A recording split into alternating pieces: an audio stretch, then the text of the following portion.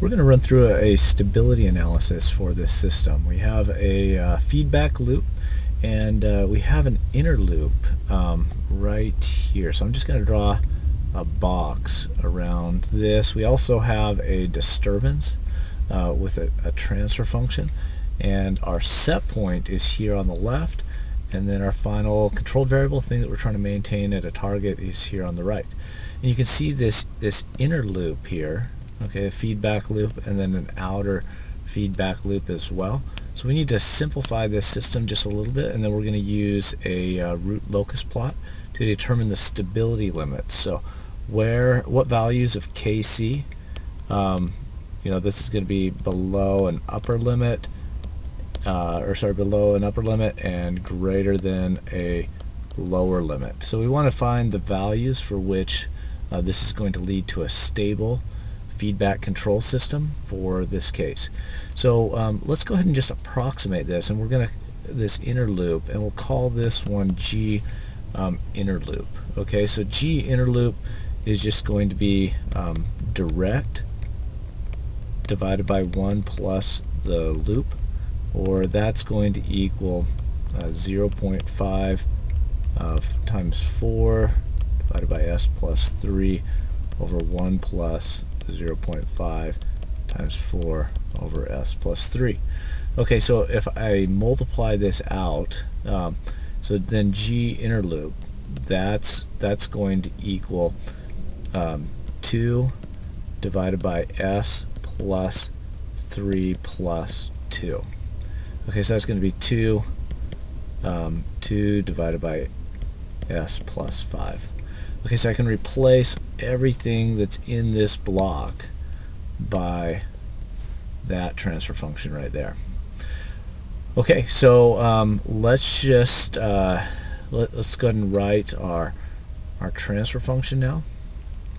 Okay, so our overall transfer function, we have y sp, then I'm going to do a plus minus, and then I have my Kc value. That's going to be my proportional only controller, and then I can replace that whole block there by 2 over s plus 5, and then that's going to feed into a negative 2 over 1 minus s.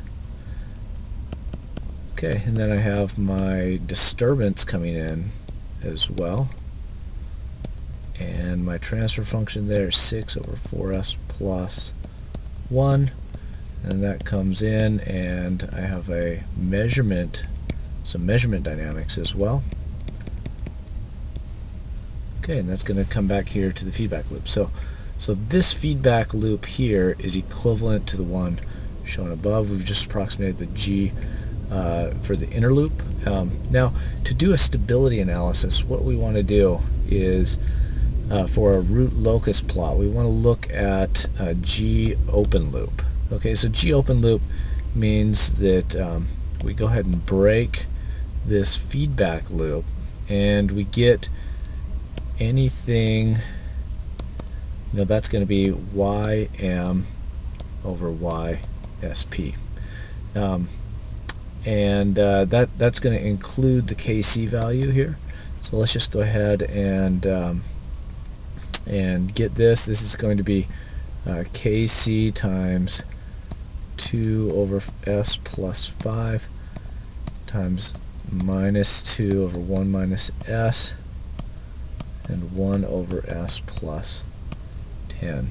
Now, one thing just to notice, you're probably seeing that you have a root for this open loop that's on the right hand plane. It's a real positive part, so that means it's going to be just naturally unstable, and so the feedback control system will hopefully stabilize this system, and let's just see the values of Kc for which this is stable. Okay, so what I need to do now is just plug this into the root locus in MATLAB. So let's go over to MATLAB, and let's go ahead and just make this.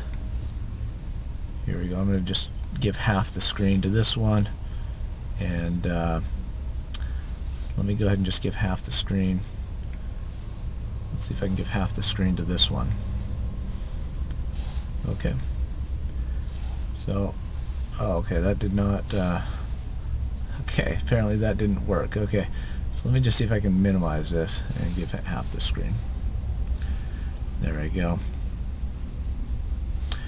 Okay, so I've got my transfer function. Let's go ahead and just create a new variable s, and that is going to be s equals transfer function s. Okay, and then I'm going to get my g open loop. Okay, that's going to be a function of these. Now I'm going to leave out kc. I'm going to say that kc is just nominally equal to 1, and then the R locus is going to plug in values of kc for me and generate the root locus plot.